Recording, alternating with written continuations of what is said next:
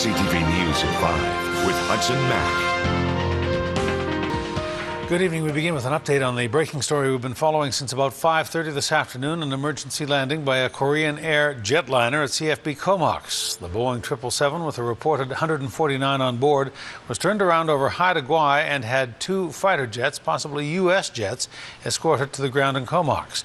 Korean Air Flight 72 had departed Vancouver at about 2:40 this afternoon, bound for Seoul, South Korea. It is now on the ground in a remote area of the Comox airfield. Our Gord Kurbis is on the scene, and he joins us now live with more on the story. Gord. Well, Hudson, you've given a pretty good summation of what we know, what happened with the aircraft when it was in the air. It landed here at 19 Wing Comox at about 5:30. The aircraft that were escorting it, the fighter jets, took off. They did not follow the aircraft down, but the aircraft was followed by three fire trucks as it taxied its way towards the airport a little bit more. It's now sitting idle about probably half a kilometer from the hangars in front of 19 Wing Comox. No attempt yet for anyone to come off the aircraft. No update with what's happened in terms of anyone trying to approach the aircraft. There was at one point a truck with some stairs. The ramps was making its way towards the aircraft, and then stopped, turned around, and took off. Another vehicle is kind of getting itself ready to maybe head towards the aircraft. Still surrounded now by three fire trucks. I did see the bomb disposal vehicle parked off in the distance as well. As I mentioned before, a few ambulances have arrived. They're on standby in case anything happens. We are still trying to get some word from a military spokesperson as to what the situation is.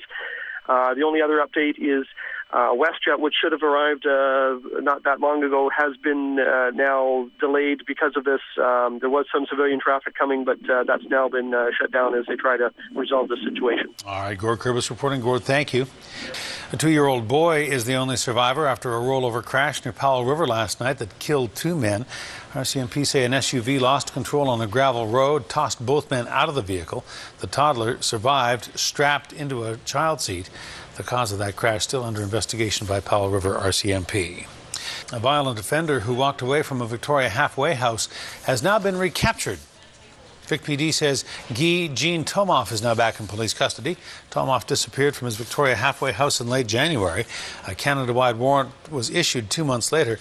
Tomoff was tracked down at a home in Esquimalt and arrested without incident. At the time of his disappearance, police say he was serving his 3rd federal sentence for robbery, impaired driving, and failure to attend court. 2 pictures to show you tonight of that Japanese ghost ship that was sent to the bottom.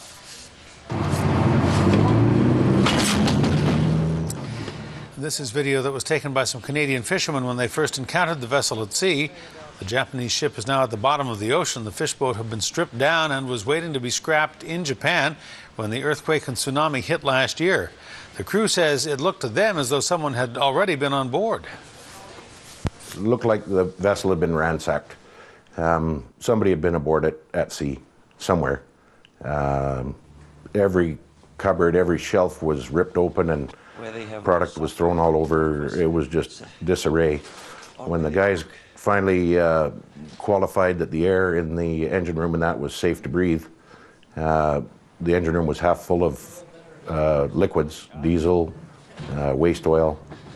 It was worse than we had anticipated from the information that we had had earlier. The U.S. Coast Guard sank the ship last week because it was considered a hazard to other vessels with no running lights in shipping lanes in the Gulf of Alaska. Health news tonight. Concerning health news, new research shows that X-rays you get routinely during dental checkups may be linked to one of the more common types of cancer, brain tumors. The study from Yale University links dental X-rays to an increase in meningioma. That's the most commonly diagnosed form of brain tumor in the U.S. Researchers found that patients who got frequent bite wing X-rays were 2 to 3 times more likely to be diagnosed with brain tumors. The research says people should limit the number of dental X-rays they undergo. RCMP have arrested an inmate who walked away during an escorted absence from the Nanaimo Regional Correctional Centre. Howard O'Soup went missing on March 29th. He was arrested at a hotel in Surrey following an anonymous tip. O'Soup will now serve the rest of his sentence and will face new charges of escaping lawful custody.